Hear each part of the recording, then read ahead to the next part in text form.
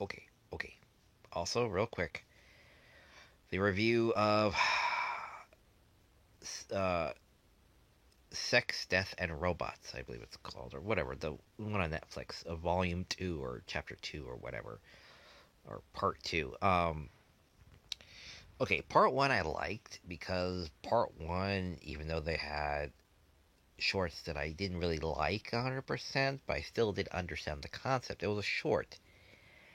You know, it had a beginning, middle, and end. It had a message. It said what it said, and then was done with it. It's extremely efficient. Boom, done.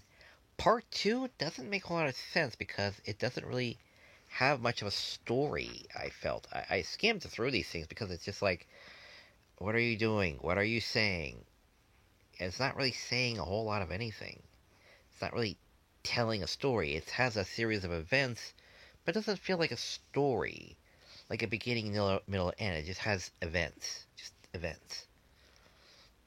Like one where a guy gets marooned on a planet, goes to uh, you know, a life pod, and is attacked by the robot from Mars. It's like, okay, so someone saw Mars and decided to make their own short film about it. Okay, but what did that tell us? Nothing. It told us nothing. It was just a series of events, and that's it. So there's no real feel to it. There's even one about the enhanced on an ice planet.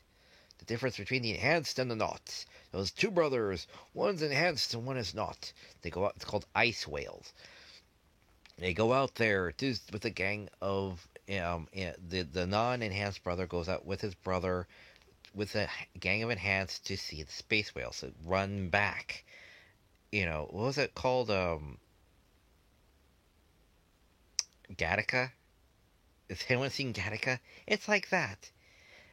But I'm not understanding what was the purpose of the story because the enhanced brother, pretends to trip or whatever. Remember, these are like perfect, balanced, hacky sack playing individuals. These are people who can do handstands and super strength. It's like gymnastics on fingertips. It is ridiculously precise the way these people can move.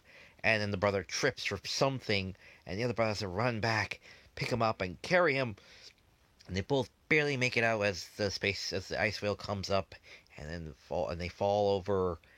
They don't fall into the water, and everyone sees the space whales, and then the brothers are limped back to the city, and it turns out the brother was just faking it, and the other brother feels good about that.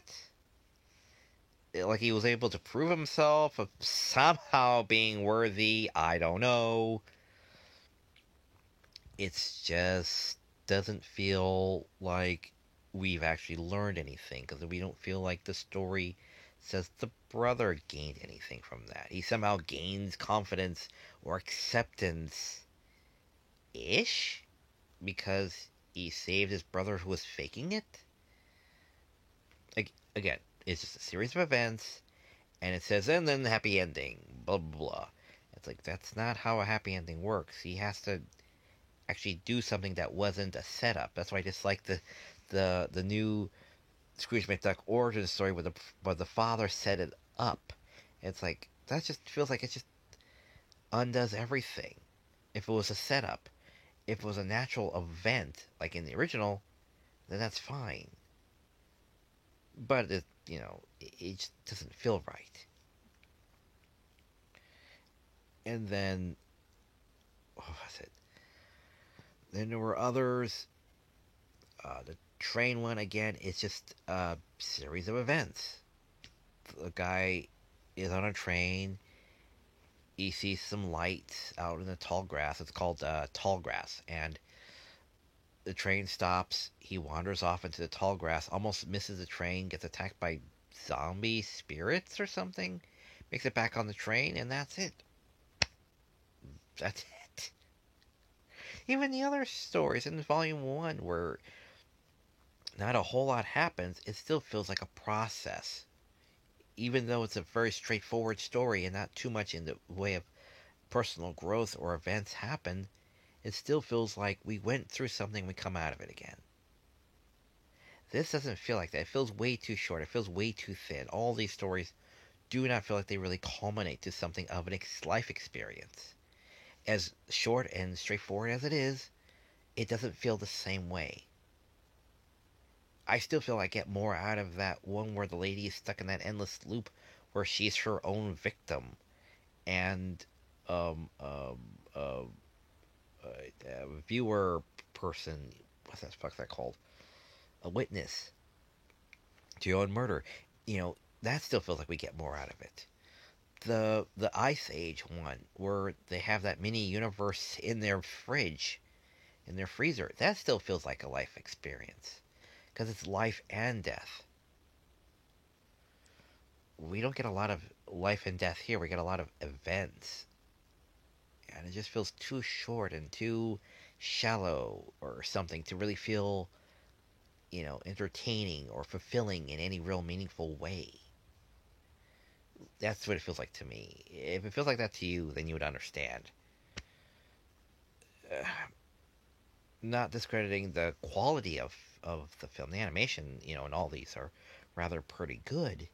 It's just, I don't know what the story is telling me. What is it I'm supposed to feel or connect with these characters in order to feel fulfilled by them in the brief 5 to 10 minutes, 15 minutes we're with them, It just doesn't feel like it does in part one. I'm sorry.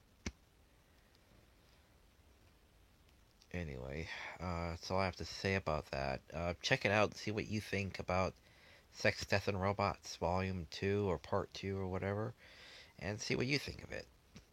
But then when you make your short film, you realize make it more like Part 1 than they do Part 2. So you know what not to do then, if you feel so inclined, as I do.